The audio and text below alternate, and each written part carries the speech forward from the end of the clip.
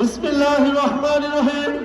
সম্মানিত উপস্থিতি, আপনারা জানেন যে স্বৈরাচার বিরোধী আন্দোলনে যারাই সোচ্চার হয়েছিল, আজকে ভারত গোটা পৃথিবীব্যাপী তাদের যে নীতি নৈতিকতা, তাদের যে অভ্যাস, গ্রিন রেভলিউশন, এই গ্রিন রেভলিউশনের মাধ্যমে গোটা পৃথিবীকে তারা ইসলামী শূন্য করতে চায়, ইসলামী নেতৃত্ব শূন্য করতে চায় এবং স্বৈরাচার বিরোধী সকল কণ্ঠকে স্তব্ধ করতে চায়।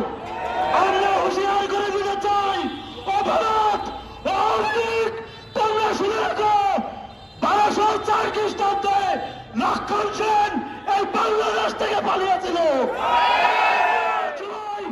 এই বাংলাদেশে তারা আধিপত্য বিস্তার করতে পারেনি। 2024 যেভাবে তোমরা পালিয়েছ, আর কোনদিন বাংলাদেশে তোমরা শাসন করতে পারবে না। সবাইকে ধন্যবাদ জানিয়ে আমার কথা এখানে শেষ করতেছি। আসসালামু আলাইকুম ওয়া রাহমাতুল্লাহ।